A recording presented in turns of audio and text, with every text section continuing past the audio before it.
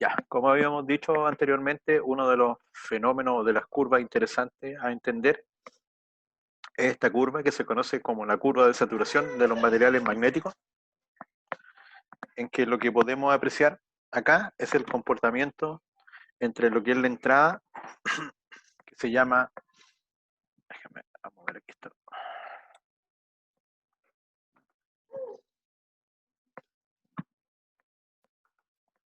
la excitación magnética, H,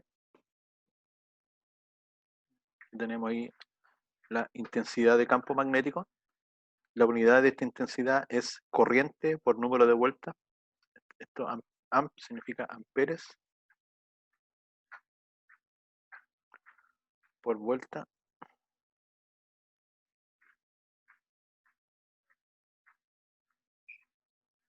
por metro. ¿Qué quiere decir esto? Que nosotros generalmente esto en los equipos eléctricos lo vamos a desarrollar mediante la aplicación de bobinas, como hemos visto en los videos y en las clases anteriores. Entonces a esta bobina nosotros le vamos a aplicar aquí una corriente eléctrica, ¿no? Y esta corriente eléctrica va a generar aquí un flujo magnético, ¿ya? Ahora, lo que nosotros coloquemos dentro de esta bobina, el núcleo, va a permitir, ¿cierto?, que estas líneas de campo que se van a estar produciendo aquí desde este polo norte hasta este polo sur magnético se conduzcan. Entonces, en los materiales magnéticos, que son estos aceros silicosos con ciertas características especiales, tenemos esta curva que es muy importante desde el punto de vista del diseño, donde nosotros tenemos una intensidad de campo magnético que nos va a producir que dentro del material se produzca cierta densidad dentro de esta área va a poder pasar más o menos, digamos, conducir más o menos el campo magnético. Lo que nosotros buscamos es que el 100% de este campo magnético sea conducido a través del material y que no hayan pérdidas. ¿Mm? Y ojalá que esto, si yo, por ejemplo, inyecto más corriente, significaría que me estoy moviendo desde el punto cero hacia acá, podrían ser mayor cantidad de corriente o mayor cantidad de vueltas. Si es que diseño otra bobina o cambio la cantidad de bobinas, me voy a mover en este espectro. Lo que yo quiero es que aumente la cantidad de líneas de campo que están circulando por el material. La unidad aquí es el Weber metro cuadrado, la unidad de la densidad de flujo magnético. Esto se va a comportar, por ejemplo, en esta línea de acá, esto corresponde al aire. El aire, si se fijan, se comporta sumamente lineal. Yo aumento la corriente o aumento las vueltas, ¿y qué pasa con la densidad del flujo magnético? Aumenta. ¿Y se fijan? Es Eso una es línea, gradualmente. claro, es una línea recta, pero es una línea recta a donde la ganancia es muy pequeña. ¿Qué significa? Que yo tengo que inyectar una gran corriente y el aumento que tengo aquí en el eje Y es pequeñito. Entonces, el aire, digamos, no es un buen conductor de las líneas de campo, se van a dispersar cuando esté en el aire, no las vamos a poder conducir por una ruta, por un circuito. ¿Mm? Entonces, los materiales ferromagnéticos tienen esa propiedad, esa particularidad, que si se fijan, por ejemplo, respecto al aire, si yo estuviera en este punto, lo vamos a llamar este punto X. En este punto X, la respuesta que tengo al aire es muy pequeñita, casi cero, difícil de medir, pero en un material ferromagnético, con ese nivel de excitación magnética, yo tendría una respuesta comparado al aire muy superior. ¿Qué significa? Que en ese estaría trabajando en un punto de una excitación alta, de una gran intensidad de campo. Los materiales, cuando se diseñan los motores, los transformadores, cualquier equipo eléctrico que trabaje usando principios electromagnéticos, va a trabajar en esta zona, que se conoce, si se fijan, es bastante lineal. No es exactamente en una línea recta, pero esta zona es bastante lineal. Entonces los fabricantes, mientras más arriba trabajen de esta curva, esta línea, la zona lineal, van a lograr un mejor aprovechamiento del material, porque con una corriente, esta es la entrada, ¿cierto? La entrada va a ser corriente eléctrica para un material, una bobina definida, y la salida va a ser el flujo magnético que nosotros vamos a desarrollar por unidad área. Entonces, si yo tengo un material de mejor calidad, con una pequeña corriente, logro un alto flujo. ¿Y eso qué va a hacer? Que cuando ya veamos, por ejemplo, el transformador, que el flujo que yo genere en el núcleo permita que en el secundario del transformador se produzca una inducción de un valor elevado y por lo tanto la máquina sea muy eficiente. Estos son criterios de diseño, no son tanto criterios de mantenimiento.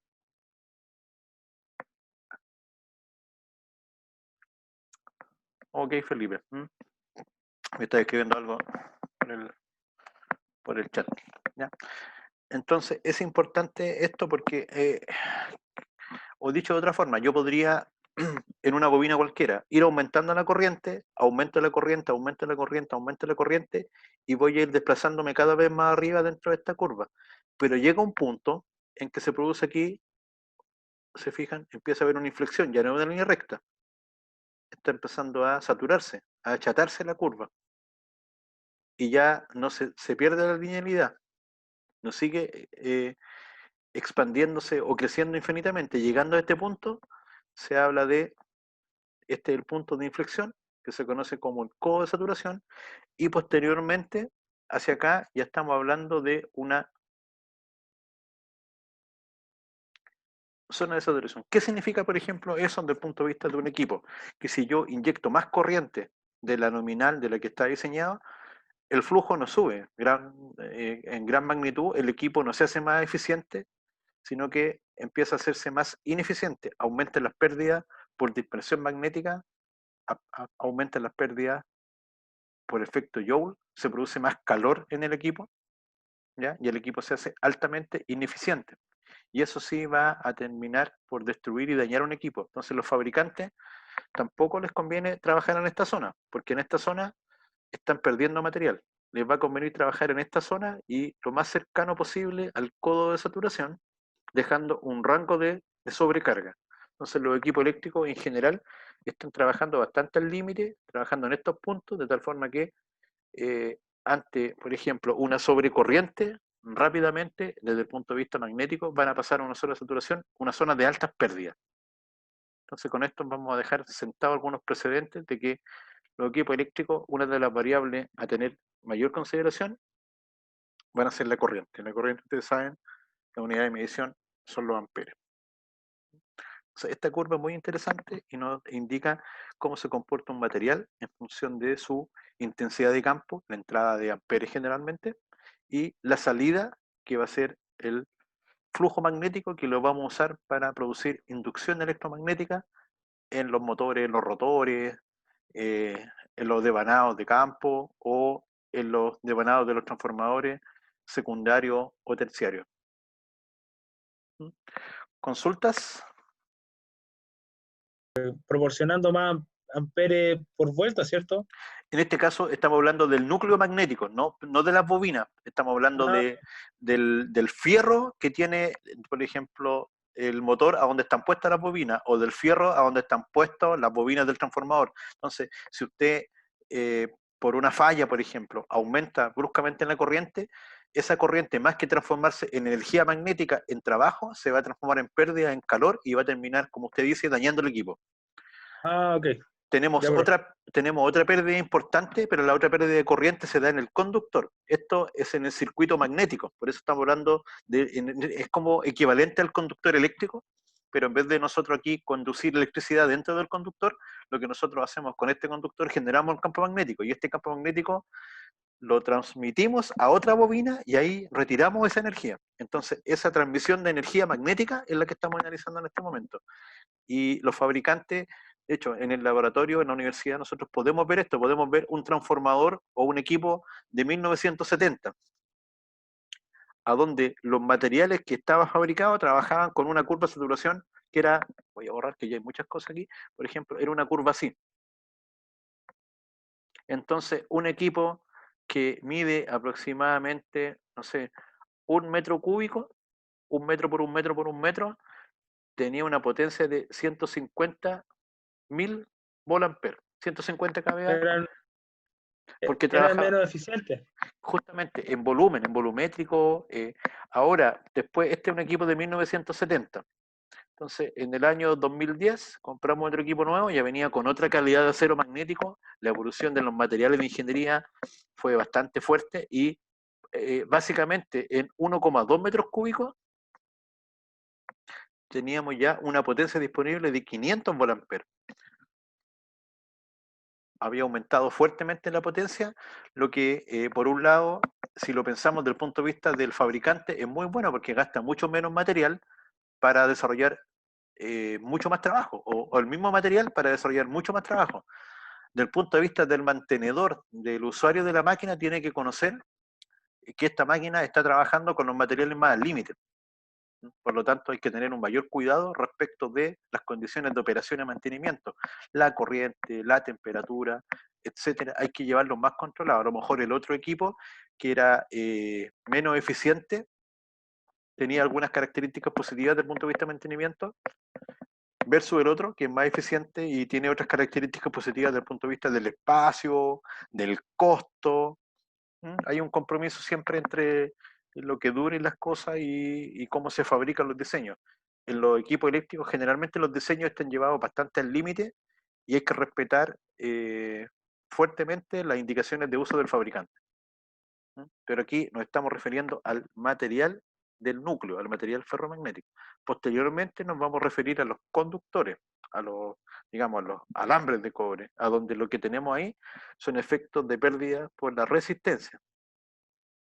Ah,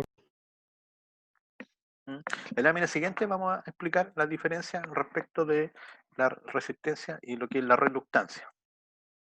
Entonces, cuando hablamos de un conductor de cobre, ahí el circuito eléctrico sería muy parecido, estos son los circuitos equivalentes en circuito magnético. Entonces, ahora esto ya ha llevado a un circuito físico. Entonces, acá nosotros tendríamos una bobina, por ejemplo, esto podría ser el primario de un transformador. Acá nosotros podríamos conectar una fuente de corriente alterna, un voltaje de corriente alterna, y eso que haga circular una corriente. Esa corriente cuando circula acá va a producir un campo magnético. Ese campo magnético, ¿cierto? Originalmente toma este camino, pero al tener un camino mucho mejor que es el núcleo, va a tender a irse por acá. Y se cierra el circuito. En un transformador, por ejemplo, yo lo que hago es coloco acá otra bobina y yo puedo acá sacar voltaje. Entonces inyecto un voltaje en este lado y puedo retirar un voltaje en este lado. Y ahí estoy aprovechando el flujo magnético. O en un motor yo puedo generar un campo magnético y como habíamos visto en el video de la clase anterior, puedo generar una repulsión y puedo generar un momento, un desplazamiento en una pieza, que en este caso es el rotor, y producir un giro, un torque. En el conductor lo que tenemos es un fenómeno de la resistencia eléctrica del conductor. Y la resistencia eléctrica es una propiedad que, digamos, se opone al paso de la corriente eléctrica, donde tenemos que como dos subconjuntos, los conductores y los aislantes. En los conductores lo que deseamos es una resistencia eléctrica lo más baja posible, porque el trabajo del conductor, como su nombre lo dice, es guiar, es conducir, es permitir que la corriente eléctrica pase a través de él y sea lo más eficiente posible. De ahí nuestro producto estrella, que es el cobre, que es un material que tiene una capacidad de transmitir muy bien la corriente, tiene una baja resistencia eléctrica.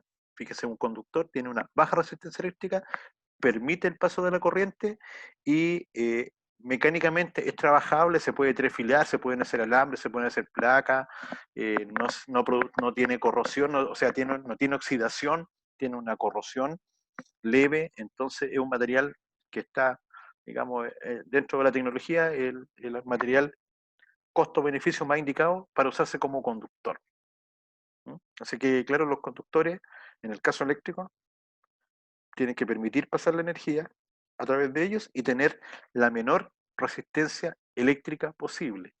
¿Por qué? Porque si tiene una resistencia alta, se transforman en consumo, en cargas, y eso va a hacer que se disipe energía, que se produzcan pérdidas. Yo lo que idealmente quiero en un conductor es que si ingresa 100% por un lado del conductor, en la salida del conductor esté el 100% disponible. En la práctica eso no es así, hay pérdida de un 2, 3, hasta 10%, ¿ya? A pesar de que son conductores. ¿Mm?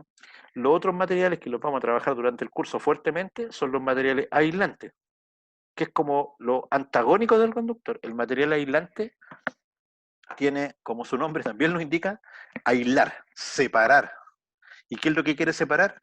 La corriente eléctrica del resto de los componentes de las partes, porque lo que va a hacer el aislante es encerrar el camino por donde va a circular esa corriente eléctrica, o separar la corriente de otras partes que no tienen que tener contacto con la corriente.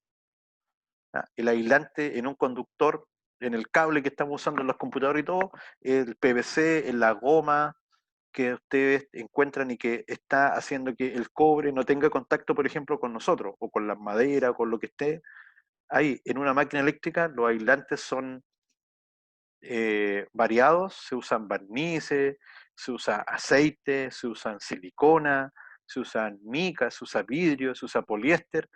El aislante que se va a usar va a depender de la máquina, de la tecnología que queramos emplear.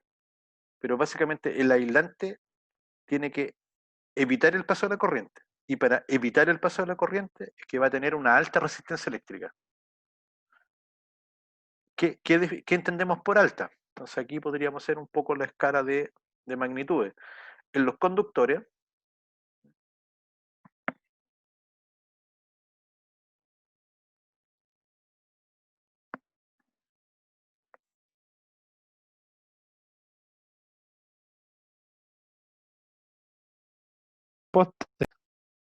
¿cierto? En la línea de distribución eléctrica, en la postación que están en la vía pública, encontramos ese tipo de equipos puestos generalmente, aquí está con ruedas, pero con un par de...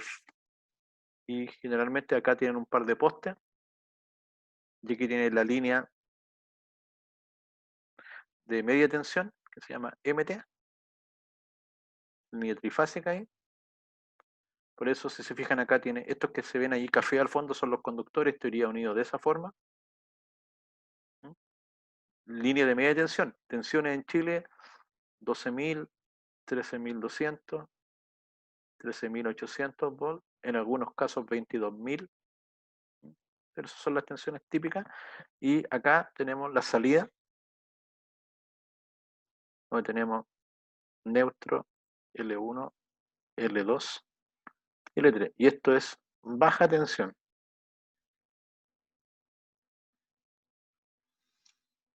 Voltaje, por ejemplo, entre L1 y L2, típico 400, 380 volts, y voltaje entre L1 neutro, 230, 220 volts.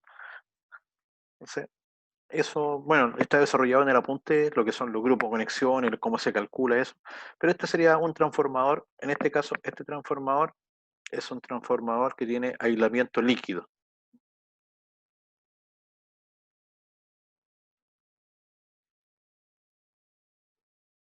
Y podríamos decir que es un transformador del tipo transformador de potencia. ¿Qué quiere decir? Que su trabajo está en tomar energía eléctrica, en este caso de la red de media tensión, ¿m? Y bajar el voltaje y dejarlo a un nivel de voltaje que sea apto para su uso en consumos de baja tensión. Estos voltajes que están acá son los consumos o los voltajes típicos que se usan en la red domiciliaria y en la red industrial dentro de las ciudades. Ya los países tienen estandarizados niveles de voltaje y los fabricantes a nivel mundial también. Hay ciertos niveles de voltaje y por lo tanto los equipos se fabrican con esos voltajes y yo cuando necesito comprar un equipo tengo tanto proveedores en Chile como proveedores en el extranjero que me pueden fabricar los equipos para mi red.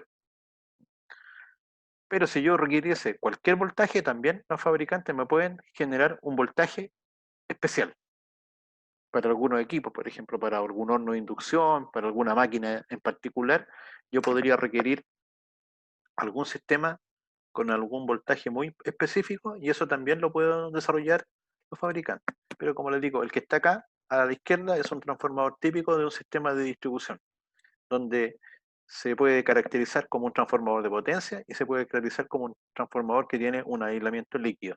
¿Qué líquido es? Ahí tendríamos que ver si es un aceite mineral o es una silicona o un aislamiento, digamos, un ester líquido de alta gama, de alta eficiencia, por decirlo de alguna forma. Y aquí a la derecha tenemos un transformador que se llama generalmente un transformador seco, que también es un transformador de potencia.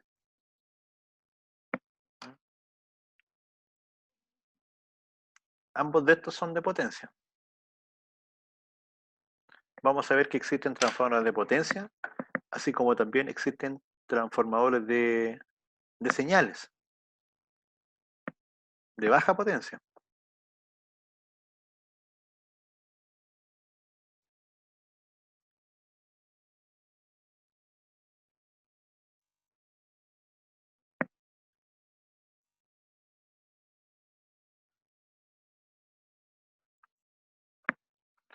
¿Cuál es la diferencia? Que este transformador seco eh, no tiene un aislante líquido. Acá este aislante líquido requiere que exista un tambor o un sistema de acumulación del líquido, requiere de que también exista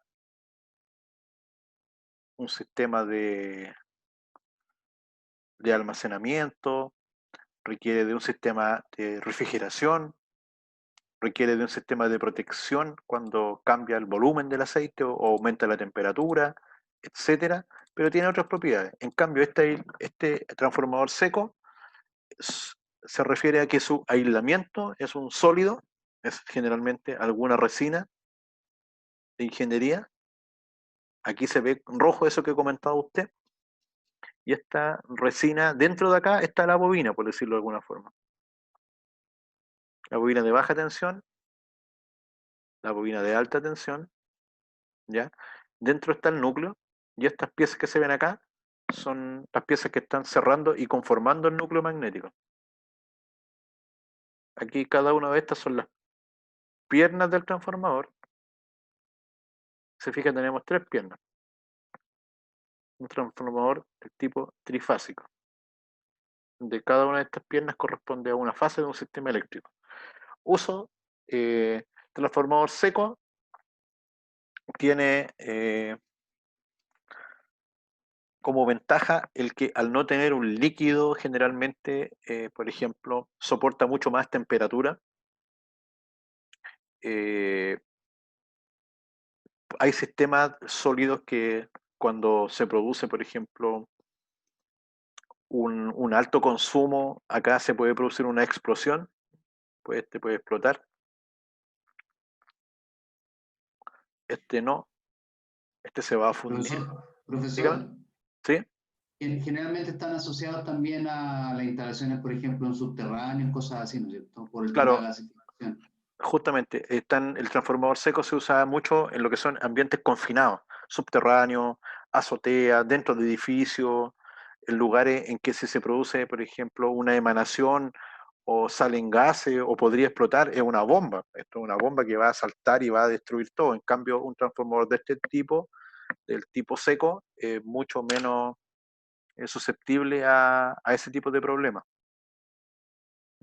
Las potencias también son distintas. Los transformadores secos se fabrican desde potencias de kilowatt, digamos, de miles de watts, hasta algunos megawatts, millones de watts, pero poco. Por ejemplo, no sé, desde 1 kilowatt hasta 5 megawatts o 10 megawatts.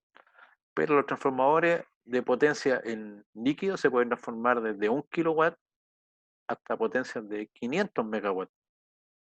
Entonces, los grandes transformadores de los sistemas eléctricos son todos transformadores del tipo líquido, aislaciones líquidas. El costo también es bastante más elevado, digamos que la relación debería ser 1:2 o 1:3. Entonces, la tecnología va a utilizar transformadores secos cuando se justifique por varias variables, por temas de seguridad principalmente, por temas de zonas de explosión y no necesariamente por temas de costo. Y vamos a ver ahí la diferencia que hay. En transformadores de baja potencia, menores a 1 kilowatt, lo más común es que sean transformadores secos.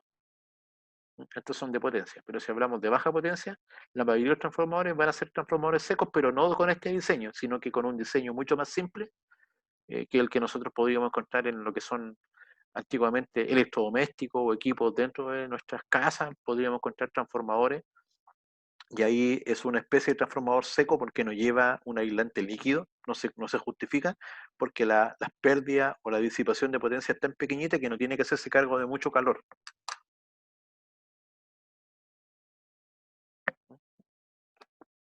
Así que esa sería una diferencia a considerar respecto de un transformador líquido versus un transformador seco. Profesor, yo me acuerdo que hace unos años atrás, bueno, en mi lugar donde trabajo yo, uno de los temas que también se generaba era con los aceites que están dentro de los transformadores líquidos y el efecto cancerígeno que muchas veces tenían algunos modelos, sobre todo los más antiguos.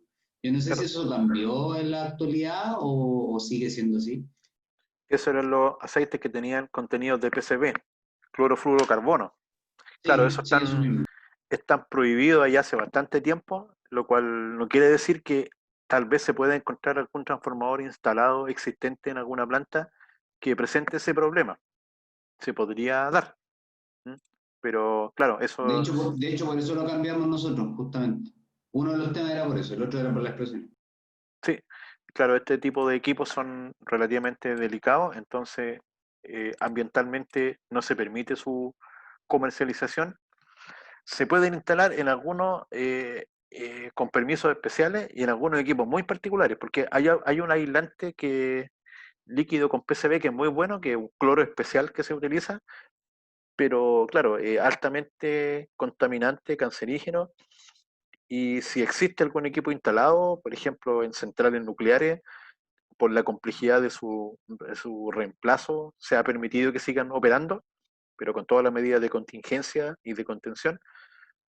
Pero claro, esa tecnología ya no se utiliza, se utilizan ahora inclusive aceites de origen vegetal para la aislación y para el manejo del calor en algunos equipos. Lo que vamos a conversar más adelante, que también tiene sus problemas desde el punto de vista ético y desde el punto de vista de mantenimiento. ¿eh? Porque imagínense, cuando alguien se entere que arriba del transformador, arriba un poste que está por ahí solo en una calle, pueden sacar aceite que es comestible, que se puede utilizar para freír, por ejemplo. ¿Qué creen que va a pasar con ese aceite? Se va a perder. Justamente eso pasó, por ejemplo, en Brasil, cuando se empezaron a modernizar los transformadores por temas medioambientales, empezó a haber mucho hurto en sistemas, se hurtaban el aceite, con lo cual el transformador no era capaz de refrigerarse y empezaban a explotar los transformadores. Ahora, desde el punto de vista ético, no sé qué tan bueno sea que los seres humanos tengamos que competir nuestra alimentación versus los intereses económicos. En algún momento podría ser mejor negocio que no haya comida para las personas y haya eh, insumos para las máquinas. Entonces, personalmente tampoco estoy muy de acuerdo con eso. Hay que tener regulaciones para que se utilice en la medida que sea suficiente, pero no se abuse. Es lo mismo que con los biocombustibles. Si en algún momento pretendían plantar alguna semilla que permitiera hacer combustible para los vehículos, ese suelo tampoco iba a estar disponible para plantar alimentos para los seres humanos. Entonces, para el productor tenía que ver cuál es el mejor negocio. Y en algún momento podía ser mejor negocio plantar algo que se fabrique algún combustible que exponerse a los precios de los alimentos. Pero bueno, esos son temas bioéticos que se analizan y desde el punto de vista de la operación y mantenimiento de nosotros, tenemos que tener claro todas las aristas cuando tenemos que escoger algún reemplazo, algún cambio, algún mantenimiento. Entonces, ya, continuemos con empezar ya al mundo del transformador. Ya. El transformador es una máquina eléctrica, ¿ya? Que transforma energía eléctrica en energía eléctrica. Hace una transformación, porque es una máquina, ¿cierto? Transforma energía, pero no transforma energía eléctrica en mecánica o mecánica en térmica, no. Eléctrica en eléctrica. Y es muy importante porque lo que realiza este transformador, al modificar la energía eléctrica en eléctrica, modifica, por ejemplo, la mayoría de los casos, el nivel de tensión. ¿eh? Modificándolo en otro nivel de tensión. Como decía yo ahí, tenemos un transformador que puede ser de AT, MT, AT, AT. AT significa alta tensión. MT, media tensión. Alta tensión sobre 66.000 volts. Media tensión bajo 66.000 y sobre 1000 volts. Este sería el rango de MT. Y baja tensión abajo de los 1000 volts. Entonces, este espectro de aquí sería MT, este espectro para acá sería BT, ya este espectro desde 66 para arriba sería AT. Podríamos decirlo así. ¿Ya? El punto específico está definido en distintas normas. En otro, hay otro nivel que si uno llega aquí arriba de los 220 kilovolts, se habla de XAT, extra alta tensión, a niveles de 500.000 volts, 750.000 volts. Estos son los valores mayores que se manejan en la tecnología eléctrica. Y el transformador es el equipo que se encarga, como vimos por ejemplo en el video de la clase pasada, de hacer todos estos cambios en la red eléctrica, en hacer principalmente los cambios de voltaje desde las zonas de generación de electricidad, que se encuentran cuando son generaciones que se aprovechan las facilidades geográficas, ya sea la altura de caída de agua en un embalse, en una cascada o la proximidad al mar que puede tener un puerto. Entonces yo genero electricidad no necesariamente al lado de las ciudades y por lo tanto tengo que llevar esa electricidad a las ciudades, a los centros de consumo, o si la genero en la ciudad la tengo que llevar a un centro de, por ejemplo, a una faena minera que queda a distancia elevada, entonces tengo que transportar la electricidad. Y al transportar la electricidad, mientras más lejos, más subo la tensión. ¿Por qué? Porque mientras más subo la tensión, tengo menos pérdidas. Entonces, es como un equivalente a la presión en una tubería. Si yo debo mover un volumen de agua a una altura considerable o a una distancia considerable, voy a tener que aumentar la presión para que tenga la fuerza suficiente de poder llegar del punto A al punto B. Ese mismo concepto es el que se utiliza en electricidad y el equipo que se encarga de hacer eso son los transformadores. Ese sería el que se conoce como transformador elevador, que toma un voltaje y lo eleva, lo sube para dar la posibilidad de transmisión. Ahora, cuando llegamos al otro lado, tenemos que tomar ese voltaje de alta tensión y bajarlo. ¿Por qué? Porque en el caso de las redes domiciliarias, domésticas, dijimos que vamos a estar conectados nosotros en redes de baja tensión, que habíamos dicho, 220 volts, 380 volts. Esas son las redes típicas. Otras redes que podemos encontrar, 575 volts, 660 volts en algunos ambientes industriales. Entonces, estos voltajes de miles de volts tenemos que disminuirlos para llegar a esto. Y ahí usamos los transformadores de reductores. Ahora, dentro de los equipos que están ya en las casas, nosotros podríamos tener que esos 220 volts todavía es demasiado voltaje para, por ejemplo, el funcionamiento de algún electrodoméstico, de algún equipo electrónico, y podríamos tener pequeños transformadores que tomen los 220 volts y lo reduzcan a 12 volts, 24 volts, 5 volts, y en ese punto después se rectifique y se transforme en corriente continua. El transformador trabaja con corriente alterna. Requiere una variación del campo magnético, como habíamos dicho. Para que se produzca inducción, requerimos que varíe el campo magnético. Y en este caso, como la máquina es estacionaria, no gira, no produce desplazamiento de sus bobinas, el desplazamiento se realiza por la variación de la corriente alterna. ¿Recuerdan que ya lo habíamos conversado? Este principio funciona bajo el fenómeno que se conoce como inducción electromagnética, que fue descubierto ya hace un montón de tiempo por el señor Michael Faraday. Y como les dije, necesitamos una variación del flujo magnético y esta variación tiene que atravesar un circuito cerrado, aquí en donde ingresa esta bobina, y con eso se genera una corriente inducida, que veíamos en la lámina anterior cuando colocamos una segunda bobina. Del punto de vista simple, el transformador está constituido Porque vamos a tener una bobina que es la bobina inductora, la que genera el campo, y una bobina inducida, la que recoge el campo. Y en esa bobina inducida es que vamos a subir o bajar el voltaje. Entonces, a lo menos va a tener dos bobinas. Ah, estas bobinas están aisladas entre sí, eléctricamente. Se fijan, aquí ya aparece la palabra aislada, separada. Por lo tanto, van a tener que ver ahí un aislante, ya sea aire, un aislante sólido, algún papel constructivo, un papel especial, eh, Prespa generalmente se llama, un barniz, ¿m? Una mica, una cinta de mica que separe estas dos bobinas. Por lo general, estas dos bobinas están enrolladas, ¿cierto? Como veíamos, se va formando en ese concepto, alrededor del mismo núcleo. En la imagen anterior se veían las piernas del transformador y en cada una de esas piernas generalmente hay dos bobinas. Y ya como vimos, ese núcleo, ¿de qué material es? De un material ferromagnético. ¿Por qué un material ferromagnético? Ya vimos porque tiene una curva de saturación, una sola lineal que permite que con una corriente baja genere una gran inducción. Y de esa forma permita que se transfiera la energía de una bobina a la otra. ¿Cómo se conectan estas bobinas entre sí?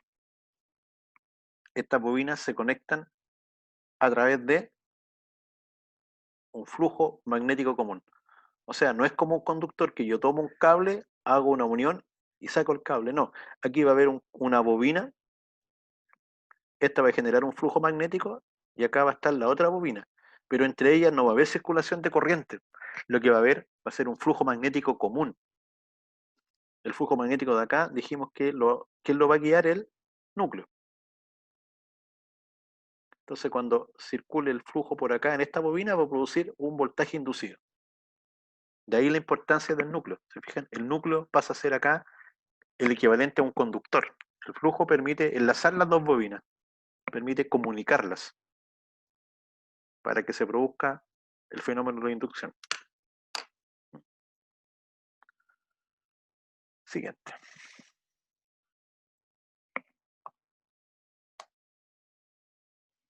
Bueno, ahí hay un dibujo bastante mejor que explica. Aquí en este dibujo el núcleo se cortó, digamos, en la práctica no es que tenga este espacio, ¿ya? Este espacio sería una tremenda reluctancia, una tremenda dificultad para que la corriente pase. En la práctica esto está cerrado, es para que se vea aquí en el dibujo solamente como el concepto. ¿Mm? Entonces, acá nosotros colocaríamos nuestra fuente de voltaje alterno, por eso ese símbolo, una sinusoide, y este fuente de voltaje, como tendría un camino cerrado, haría que aquí circule una corriente. ¿Mm? Esa corriente va a hacer que acá circule un campo magnético, ¿Mm?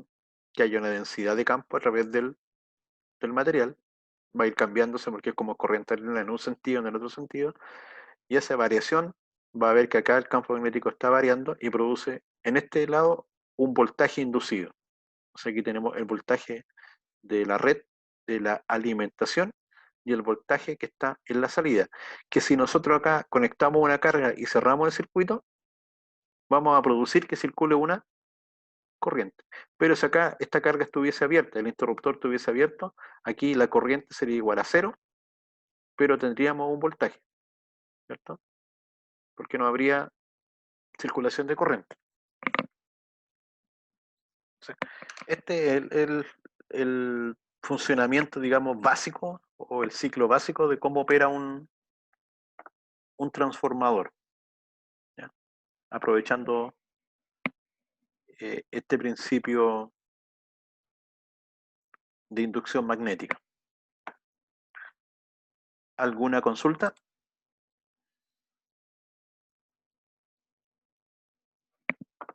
No, profe. Ya, vamos, siguiente. Profesor, Dígame. una consulta. ¿Por qué los transformadores, en este caso el núcleo, fabricado con placas? Con láminas de, claro, aquí dice chapas o láminas de hierro,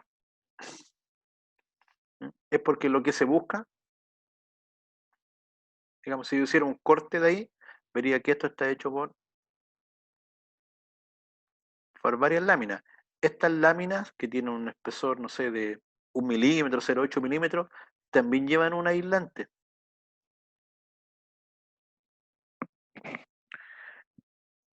Este aislante separa eléctricamente una lámina de la otra, ¿ya? Aunque se ven unidas como una pura pieza, eléctricamente están separadas porque llevan esta pequeña lámina, esta película aislante. Y eso se realiza para disminuir las pérdidas, porque claro, estas láminas de acá también son de un material ferromagnético, están conduciendo campo magnético, pero en ellas también se va a inducir una pequeña corriente. Entonces, lo que se hace al colocar este núcleo en muchas láminas es que se aumenta la resistencia del núcleo, la resistencia en ohm. Y al hacer eso, se aumenta la resistencia, disminuye la corriente, las pérdidas por corriente parásitas que se llaman, por corrientes de Foucault. Entonces, la laminación del núcleo es para hacer que el transformador sea más eficiente y tenga menos pérdida. De ahí que es importante que también el núcleo mantenga su geometría y el núcleo, por ejemplo, no sufra golpes, que el núcleo no sufra calentamientos que puedan llegar a derretir este barniz, esta película que separa las chapas, no tenga golpes y no se modifiquen. De hecho, esta prueba, bueno, hay una prueba que se realiza, entonces usted fabrica el transformador para transformadores de gran potencia. Se puede hacer. En transformadores pequeños no por el costo. Entonces usted fabrica el transformador, lo sube arriba de un camión, lo puede subir arriba de un barco, de un avión, y llega al puerto, después viaja muchos kilómetros y llega a la faena minera o a la faena industrial que está distante. Y esto eh, pueden ser eh, kilómetros, cientos de kilómetros, miles de kilómetros de un país a otro. Entonces, cuando se fabrica este transformador y con todo este movimiento puede tener algún problema en el núcleo. Se puede haber desplazado, se puede haber movido y con eso aumenta la reluctancia, aumenta las pérdidas. Entonces se hace una prueba de respuesta que se llama la prueba FRA,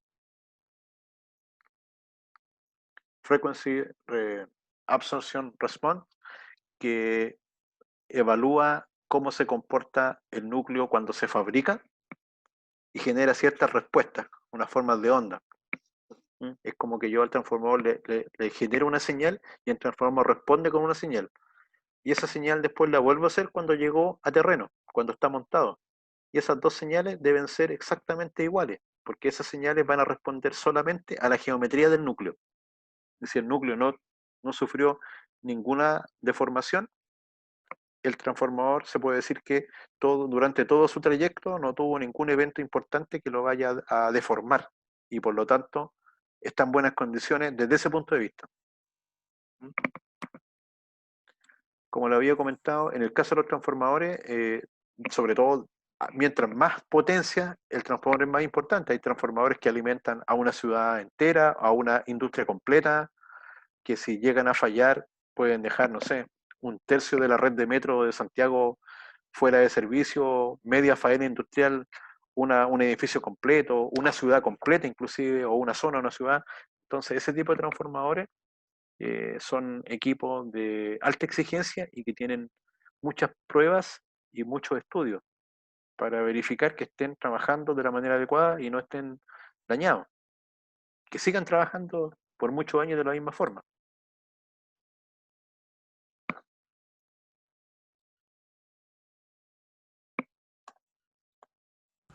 Gracias, profe. ¿Ya? Bueno, lo que tenemos acá ya es cuando nos enfrentamos a una placa de un transformador. En el caso de los equipos eléctricos, nosotros, nuestra, o sería como el equivalente a tener nuestra cédula de identidad y nuestros datos como el ADN, mejor dicho, es lo que en electricidad llamamos la placa de características.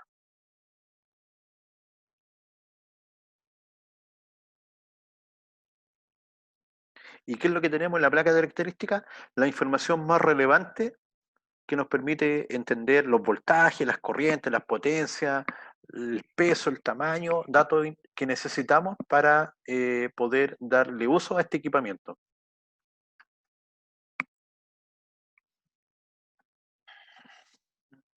Entonces, por ejemplo, este es un transformador que se caracteriza o tiene un nombre que es un transformador de distribución. Distribución porque está, digamos, encargado de el trabajo de transmitir la electricidad dentro de las zonas de consumo, ya sea dentro de una fábrica, dentro de una ciudad, dentro de una faena. ¿Ya? Ese es como el concepto general, a eso llamamos distribución. Tendríamos lo que se conocen como transformadores de transmisión, que serían los que se encargan de llevar la electricidad desde las centrales eléctricas a los centros de consumo, al ingreso a las ciudades. Y desde la ciudad usamos los de distribución para llevarlo a los consumidores finales. ¿Ya? Entonces, por ejemplo, aquí dice, es un transformador que tiene 3 fases. Es un transformador trifásico. Lo otro que nos indican es la frecuencia de funcionamiento. En este caso, si se fijan, este transformador no es un transformador que está pensado para Chile porque dice que está diseñado para trabajar a 60 Hz y nosotros en Chile usamos 50 Hz. Está pensado, por ejemplo, para su uso en Estados Unidos. Entonces, ¿por qué es importante? ¿Qué pasa si yo cambio la frecuencia? Aquí podemos ver la ecuación que está acá al lado. La tensión que se genera en un transformador, U0 es la tensión. Tensión en vacío, digamos el voltaje. Sin carga. ¿A qué producto? A una constante que depende de la frecuencia angular, a la densidad del flujo magnético, a la famosa curva de saturación que vimos, el punto que se trabaje, al área del núcleo. Si requiero mayor voltaje, aumento el área del núcleo, al número de espiras, al número de vueltas de la bobina y a la frecuencia de la red a la cual lo estoy conectando.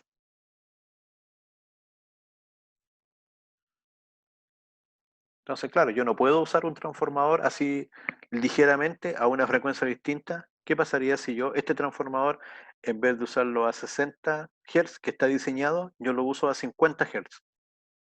¿Cuál sería el efecto inmediato que vería?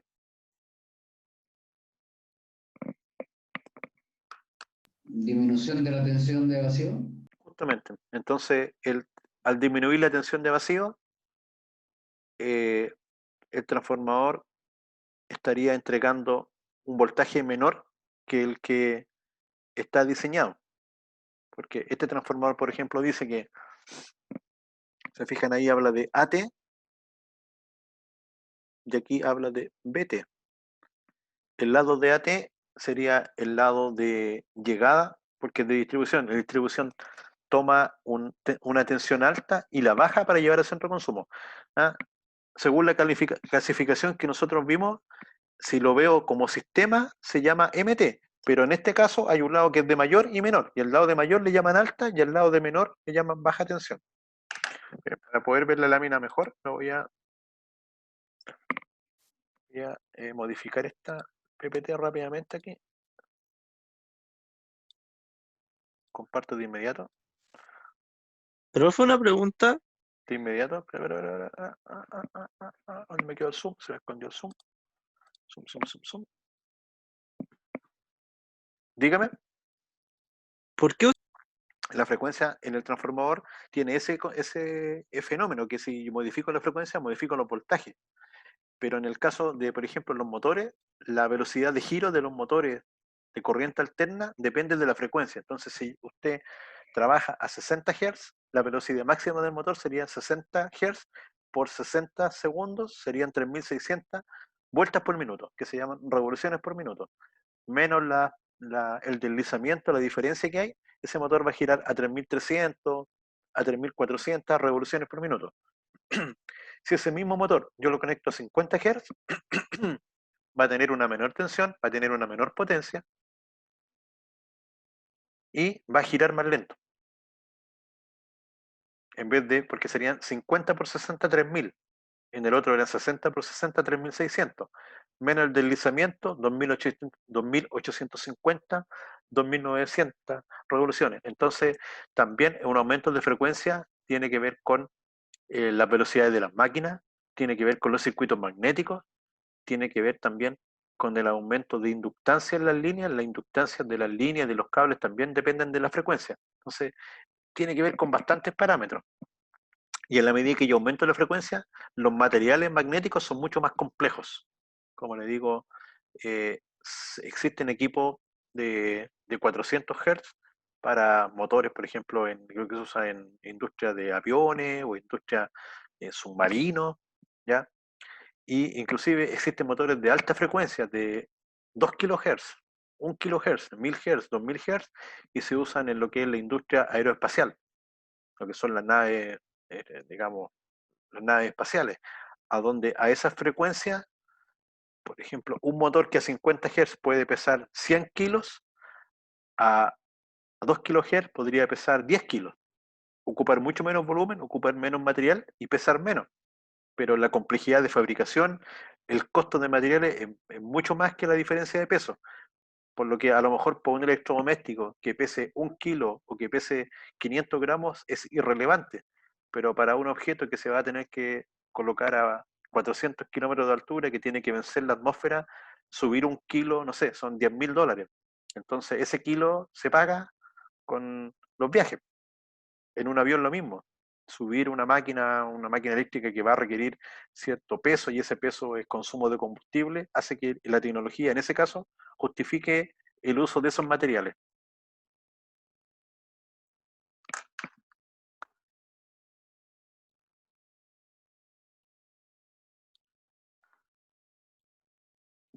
Profesor, Adelante, ¿sí? la decisión, como decía Brian, de tener los 50 o 60 Hz, ¿en qué época se produjo? No soy tan viejo. No, pero la historia dice que fue porque a alguien en particular se le ocurrió que fuera 50 Hz. Mira, desconozco bien ese punto. Mira, está interesante la pregunta. Lo que sí sé que, por ejemplo, hay industria de Estados Unidos usa 60 Hz. En la parte eléctrica hay como dos grandes industrias. La industria del lado de Estados Unidos y la industria del lado de Europa. Alemania, Francia, Italia, principalmente. Entonces, en Estados Unidos, 60 Hz. Y por lo tanto, los países que tienen una alta dependencia, una influencia técnica, política, usan 60 Hz. Y en Europa, 50 Hz. También pueden haber criterios comerciales en tener dos negocios paralelos que no son compatibles, aunque se pueden usar equipos de transformación. Antiguamente era súper complicado transformar 60 en 50 Hz porque había que usar un generador que se alimentara en 60, un motor, y eso transformara en 50. Actualmente eso se puede hacer con sistemas de electrónica de potencia. Así que los costos han bajado y es más pequeño, más simple.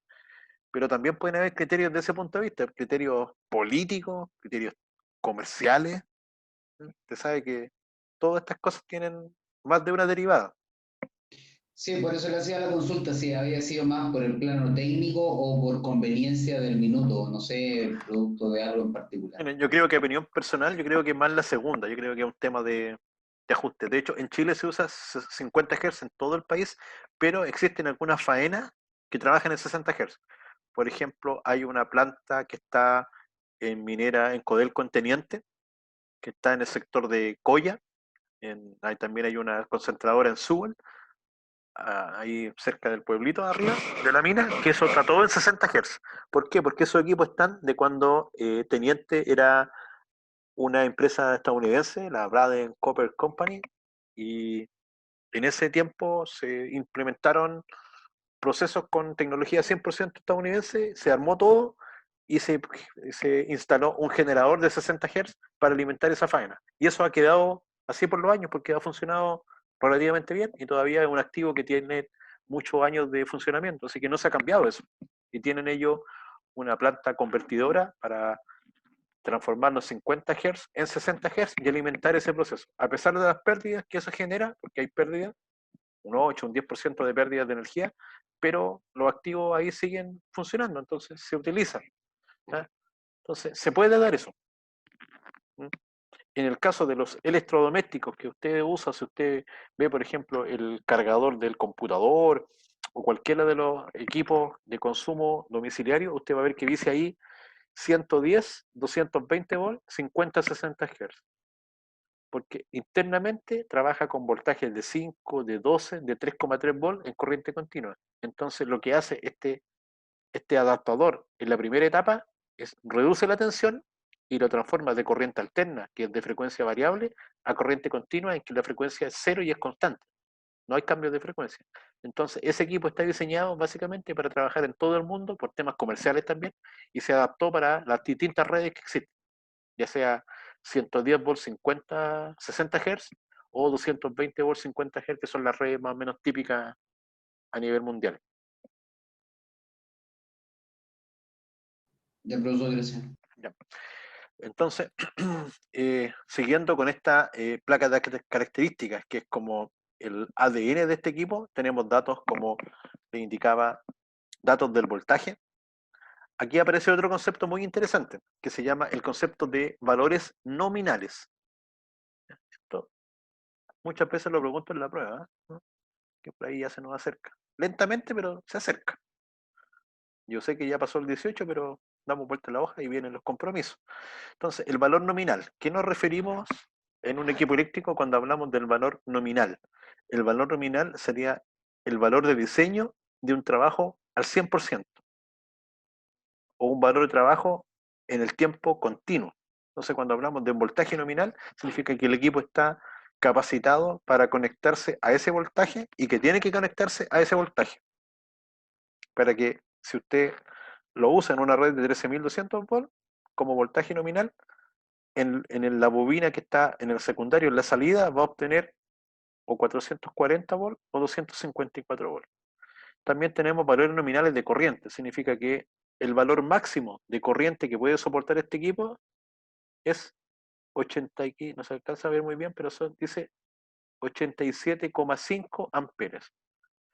En el caso de la corriente, ese es el valor máximo. En el caso del voltaje, ese es el valor al que se debe conectar. ¿Ya? Esos son los valores de diseño. Si nosotros generamos ese voltaje, debemos conectarlo a ese voltaje para que trabaje adecuadamente. En el caso de la corriente, ese es el valor máximo al cual se puede usar el equipo sin generar un deterioro en él, un daño, en forma continua. Aquí aparece la potencia. La potencia eléctrica, nosotros tenemos tres tipos de potencia. Tenemos la potencia activa, que su unidad es el watt. Tenemos la potencia reactiva, que su unidad es el volt ampere reactivo, que se conoce como el watt, como W, y este como el bar. Ninguna similitud con el personaje de los Simpsons. Y tenemos la potencia aparente, que su unidad es el volt ampere, se escribe BA, la primera letra de cada palabra. Entonces, si se fijan, ¿qué potencia está dando el transformador? Cuando dice acá kVA, la K significa 1000, por eso es minúscula. No es kilo, si fuera kilo sería mayúscula, significa 1000. Está hablando de miles de VA, o sea, está hablando de miles de volt ampere. Así que este transformador es de 2000 volt ampere. No sé si se alcanza a ver ahí. 2000 por 1000. O sea, esta básicamente es de 2 millones de volt ampere. Esa es la potencia. Lo que nosotros hablaríamos de 2 MVA. Para el millón usamos la M mayúscula, MVA. Esa es la potencia del transformador. Se fija, podría decir 2 MVA, pero para dar más cifras significativas, en este caso se habló de 2000 kVA. En el caso del voltaje, usamos kV, pero si le agregamos la A, ya no estamos hablando de voltaje, estamos hablando de potencia aparente.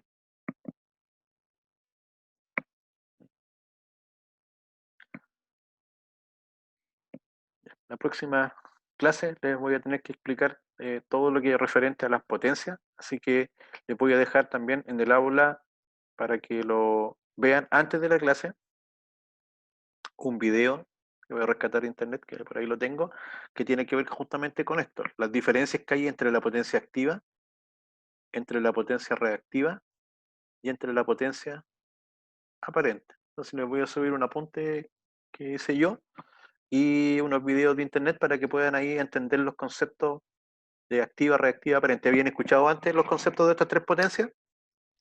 Yo no, profesor. ¿Alguien por ahí los maneja? ¿Tiene alguna idea?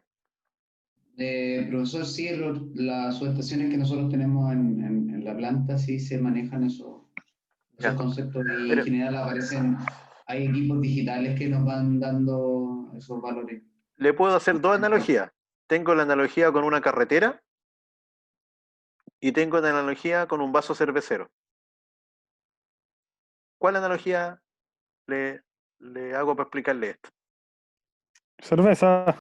Ya, el vaso cervecero. No sé por qué me tincó que después de 18 era lo más razonable. Entonces, ya, si este fuera la capacidad, el volumen del vaso, fuese las potencias, el líquido útil sería la potencia activa. La espuma, bueno, en la cerveza después de un rato se condensa y se transforma en líquido activo, pero pensemos que esa espuma queda siempre como espuma y no la vamos a tomar, aunque es rica la espuma, ¿ya? Pero la espuma sería aquí la potencia reactiva.